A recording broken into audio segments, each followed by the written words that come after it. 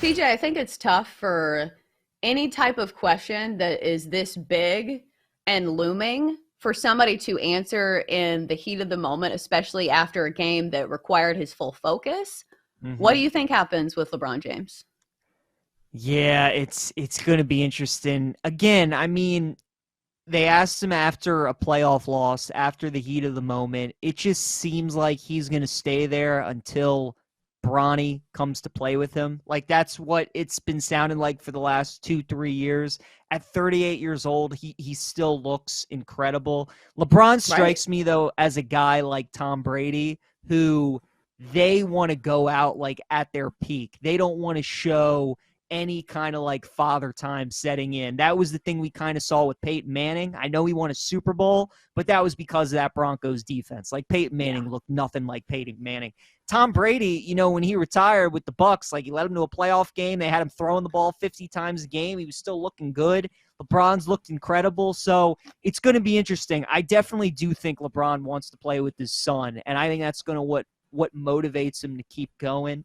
But you just never know, Chelsea. I mean, the guy's been in the NBA more than half his life. So maybe he's ready for the next chapter. Maybe he's ready to call it quits. Maybe he kind of looks around the rest of the landscape of the NBA and he's like, man, that Denver team we just played, they're going to be tough to beat. With Durant having a full year in Phoenix, they're going to be tough to beat. If Draymond comes back to the Warriors and they retool a little bit, maybe they're going to be tough to beat. So I think LeBron comes back. If I had to make a choice, I do think he comes back. But I do think he is considering it for sure.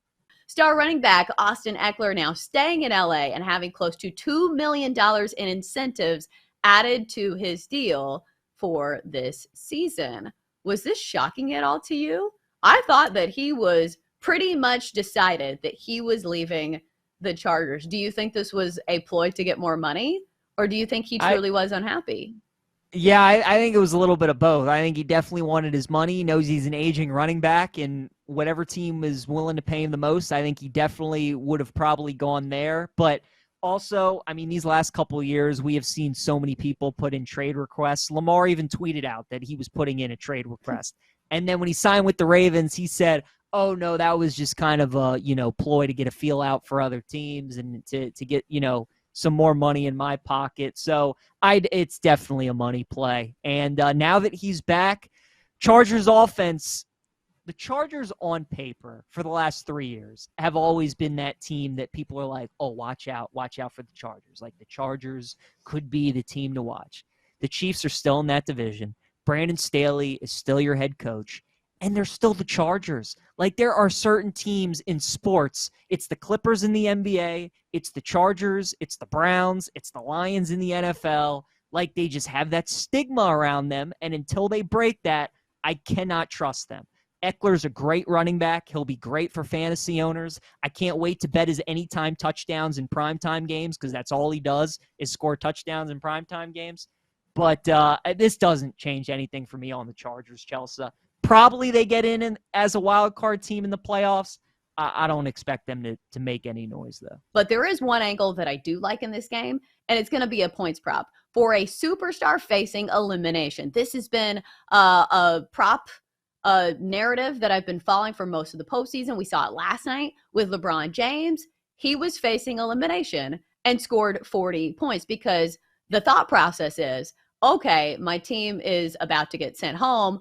I'm going to try to be more aggressive since I am the superstar of this team and the pressure falls on me. So I'm going to look at Jason Tatum tonight and hope it's not back-to-back stinkers for the star of the Celtics.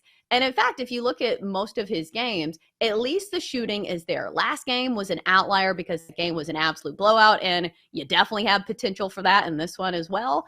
But still, he has shot 20 times in game two, 17 times in game one. And in game one, he shot 17 times, 9 of 17 from the field, 1 of 3 from the three-point line, and still finished with 30 points. And I think that's where it makes you nervous because the points prop is 29.5. It's very high. But we know Jason Tatum, when he goes off, he goes off. So I think he gets this. I think he is the guy that takes more shots, tries to get to the free throw line.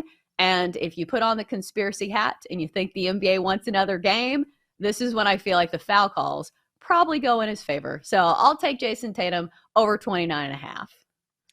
Completely agree with you. I agree with everything you said. And just to add on to that, too, Tatum has shown us that he really just doesn't have two bad games in a row. Like, he has some duds, but then after that, he tends to respond. We saw that in the Philadelphia series where he was awful in that game 6. He had, 3 points at halftime, 1 point at halftime, and then he has 50 in game 7. So that's another thing, too, about the Celtics, Chelsa. Throughout this entire postseason, they have been the ultimate zigzag team. As soon as you think you have them figured out, as soon as you think you understand like what's going to happen in their series, they all of a sudden turn into another team. Like we saw that constantly in the Philadelphia series. They drop game 1 when Philadelphia doesn't have Embiid, and then he plays in game 2, and people are thinking, oh, maybe Philly can get both games, blow them out. And then Boston goes up 2-1. They win game 3 in Philly. Game 4, Philly wins. And then you'll be like, all right, Boston will be fine in game 5. They lose game 5. And then people thought Philly really might do this. They come back. They've just been the ultimate zigzag team. So it feels like in this series, the first 3 games, we've just been waiting for Boston. Game 1, they were huge favorites. We kind of all liked Miami, but thought, all right, Boston probably going to win this game. They didn't. Game 2 is going to be the bounce back. Celtics will be fine. They weren't fine. Game 3, season on the line. You can't go down 0-3. The Celtics are going to win this game. Get blown out. And now everybody's done with them. Nobody wants any part with the Celtics. So the fact that nobody wants any part of them anymore, and they've been the ultimate zigzag team, is another reason that I will ride with them one more time, and hopefully they can win this game tonight. I'll be rooting for you, but you have no faith. You have none. I don't. What are you expecting from Kadarius Toney in his first full year with the team, especially with Juju Smith-Schuster gone? We know Kelsey's the number 1 target for Mahomes, and MVS is probably the number 1 receiver on the depth chart, but it just feels like in an Andy Reid offense with Toney's speed, his first full year there, is he kind of the guy that people in Kansas City seeing as maybe the breakout player potentially for this upcoming season? It's all about the injuries. That's what it's about for him, because otherwise, yeah, absolutely, that's the guy. That's the guy that the team publicly has been pushing as someone they really believe is the number 1 wide receiver for this year's team. We just did an exercise on our show locally here yesterday, going through the 5 or 6 wide receivers and trying to break down the yardage. If you think Mahomes is going to throw for 5,000, how do you get to 5,000? You lose, as you mentioned, Juju Smith-Schuster, who had about 975. You lose McCole Hardman, who missed a lot of time last year and had 300 yards or less. So how do you get to 5,000? And I think, someone like Kadarius Toney doesn't have to be a 1,000-yard receiver, because as you highlighted, Travis Kelsey is going to get you 1,250 or 1,300. I think Kadarius Toney has a chance to be an 850-plus yard receiver this year, but he's got to play in more than 11 or 12 games, which has been a huge issue for him due to the injury history. But I like the idea of him getting a full off season now. Excuse me, guys, in full off season with this offense and Andy Reid.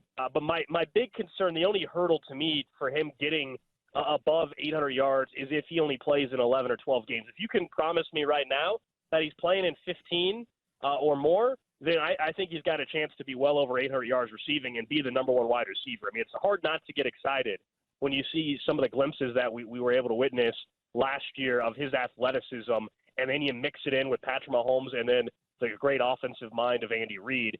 That's the guy I think they really want to be the number 1 wide receiver. The one thing that'll potentially prevent it is just his injury history.